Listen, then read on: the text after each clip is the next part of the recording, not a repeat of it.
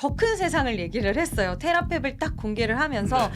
우리는 이렇게 하겠다. 모든 이 단계적인 부분들을 테슬라에서 직접적으로 자체 조달을 하게 되는 건가?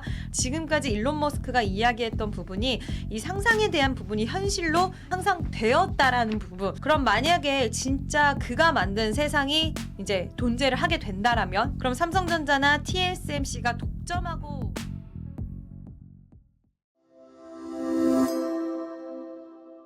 안녕하십니까. 예민수의 경제 토크 시작합니다. 오늘은 이지은 이지스탁 대표님 오셨어요. 어서 오십시오. 안녕하세요. 네. 항상 주식은 이지하지 않지만 이지하게 설명해 주는 우리 이지은 대표님 오셨습니다. 반도체 얘기를 해야 되는데 일단 뭐 글로벌 악재 영향들을 받으면서 흔들거렸고요. 그래도 이제 잘 버티는 게 반도체인데 예상하지 못했던 이슈 가운데 테슬라가 반도체 만들겠다는 얘기가 있었어요. 그죠? 다들 이건 뭐지? 성공할까? 국내 반도체 업체 호재인가? 악재인가? 다 그러고 있는 것 같아요. 그죠? 네, 일단 머스크가 오스틴에서 열린 발표 행사에서 이야기를 했습니다. 네. 일단 필요한 수준의 칩을 확보하지 못하면 미래 사업 자체를 추진을 할 수가 없다. 그래서 자체 생산 시설 구축의 필요성을 좀 강조를 했는데요. 네. TSMC와 삼성전자의 이야기로 하기는 했어요. 기존 파운드리 업체인 이 두 업체가 지금 일을 수행하고 있기는 하지만 우리가 생각하고 있는 사업의 방향성이라든지 이런 속도적인 측면들을 못 따라온다. 크게 따라오고 있지는 못한다라고 언급을 하면서 이제는 모든 이 단계적인 부분들을 테슬라에서 직접적으로 자체 조달을 하게 되는 건가라는 생각을 하게 됐는데 뭐 삼성전자라든지 이런 국내 반도체 기업들이 이거에 대한 별다른 언급을 하지는 않은 그런 상황 속에서 일단 이야기들은 많이 나오는데 이제 테슬라 하면은 휴머노이드 로봇 여기에 뭐 자동차 여기에 우주에 대한 특수 반도체 뭐 이런 부분들이 계속적으로 좀 발생을 할 건데 이 부분에 있어서 이제 앞으로 우리가 모두 다 제조까지 해서 하겠다라는 부분이고요. 근데 시장에서 이거를 왜 그렇게 크게 신경을 안 쓰나 좀 봤더니 네. 이제 두 가지의 좀 조건에 문제가 걸리지 않을까라고 보고 있는 것 같습니다. 가장 크게는 이제 비용적인 부분인데요. 최소 30조 이상의 비용이 들어가게 될 것이다라는 부분이랑 그다음 기술력, 제반에 대한 기술력이라든지 이런 투자 여건에 대한 부분들에 가장 중요한 건 아까 앞서서 제반 기술력, 결국 네. 인력에 대한 문제도 또 해결을 해줘야 되는 부분이거든요. 돈보다는 기술이 더 중요한 거 아닌가? 돈이야 뭐 우주에도 가는 그동안 국가에서 가는 프로젝트를 일론 머스크가 민간의 우주를 가는 시대를 썼고 뭐 미국은 IPO도 하니까 그죠? AI에 돈 엄청 몰리잖아요. 근데 이게 뚝딱뚝딱 뭐 기술 쪽에 사람 모아서 되는 게 아니잖아요. 그렇죠. 네. 일단 대규모 팹을 운영할 만한 이런 인력을 구하는 것도 어렵긴 하지만 네. 지난번 테슬라에서 한국의 엔지니어 구한다 막 이런 맞아요. 이야기 했는데 그렇게 되려면은 비용도 만만치 않을 거고요. 데려오는 과정 속에서 그리고 정말 기술을 잘 갖추고 있는 인재를 선별해내는 것도 문제가 될 수 있고 아니 미국 기업에 취업하면 불안해요. 지난번에 너무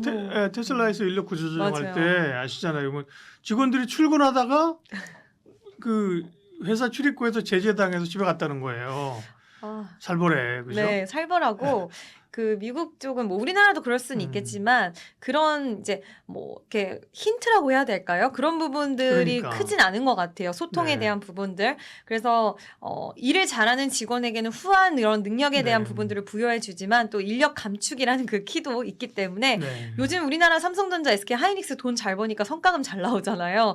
그래서 이런 부분들이 또 미국에서의 이런 인력난 문제들이 아무튼 있다라는 부분이고 근데 한 가지 시장에서 바라보는 시각은 이것도 좀 남아있긴 해요. 지금까지 일론 머스크가 이야기했던 부분이 이 상상에 대한 부분이 현실로 시간은 좀 걸렸지만 항상 되었다라는 부분. 그래서 이번에도 이게 비용이나 인력에 대한 문제가 따라올 수는 있겠지만 결국 해내지 않을까라는 시각도 있고 또 지금 미국 정부에서도 성공을 하든 못하든 우리나라 자체적으로 이렇게 시설 자체를 독식으로 하게 만들어준다. 대규모 투자를 단행하겠다라고 한다면 우선적으로 뭔가 우호적인 환경을 부여해주지 않을까라는 좀 우려의 시각도 남아있는 건 사실이긴 합니다. 그럼 만약에 진짜 그가 만든 세상이 이제 존재를 하게 된다라면 뭐 시간과 비용이 들어가긴 네. 하겠지만 그럼 삼성전자나 TSMC가 독점하고 하다시피 한 이런 구조 자체가 조금은 흔들릴 수도 있다라는 이야기가 나오고 있고요. 그러니까 주로 이제 파운드리 쪽을 중심으로 하겠다는 그쵸. 거예요. 그러니까 아니, 칩을 만드는 게 아니라 처음부터 아예 첫 출발부터 끝까지 다 한다. 네, 다 한다. 근데 이게 어떻게 보면은 삼성전자가 그렇죠.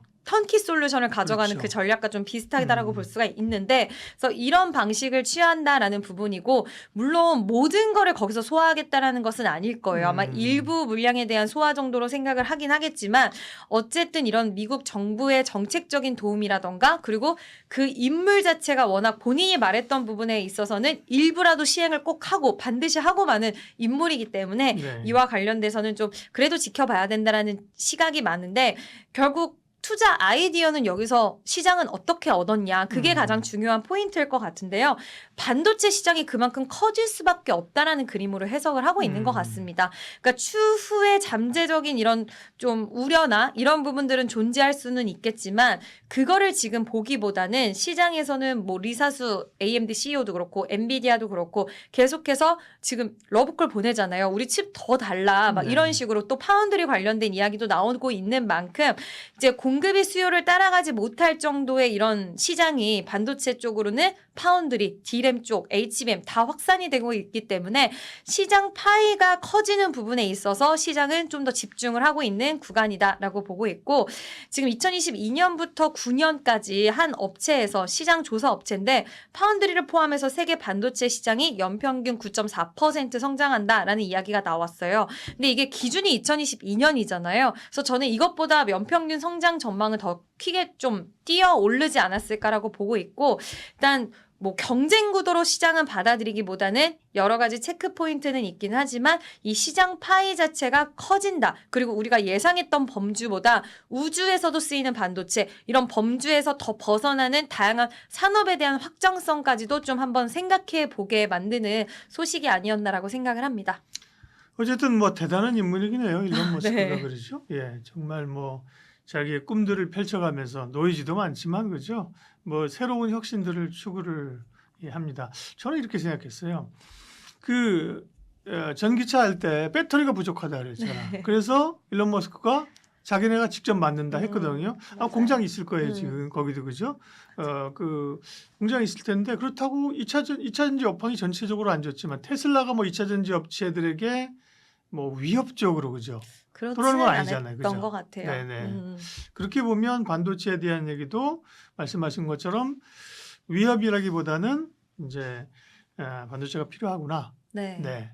그렇게 이제 읽는 게 맞는 것 같아요, 그죠? 네, 시장은 그렇게 해석을 하고 있고, 음. 그래서 전체적으로 지금 뭐 사모펀드 환매 관련된 이야기도 미국에서 네. 나와주고 있고, 지금 뭐 재무적인 리스크라던가 이런 부분들도 계속 불거지고 있고, 또 추가적으로 이제 글로벌 빅테크 기업들, 이제 지정학적 리스크가 발생을 하게 되면 요즘에 금리 같은 경우에도 굉장히 좀 뛰어오르다 보니까 이런 금리에 대한 압박들이 결국에는 기업들에게 자금 조달이라든지 이런 환경들을 또 어렵게 만들어 될 것이고, 또 지금 상황 속에서 이런 자금에 대한 경색 부분이 지금 빅테크 기업들의 캐펙스 투자라든지 이런 것들도 지금 축소시키는 거 아니야라는 그런 우려를 할 수 있는 그 구간에서 오히려 일론 머스크 CEO는 더 큰 세상을 얘기를 했어요. 테라팹을 딱 공개를 하면서 네. 우리는 이렇게 하겠다. 물론 비용에 대한 부분들 이런 우려도 뒤따라오기는 했지만 어쨌든 방향성과 그런 부분에 있어서는 여러 가지 이런 자금에 대한 우려가 있는데도 불구하고 앞으로 나아가겠다라고 이야기를 했고요.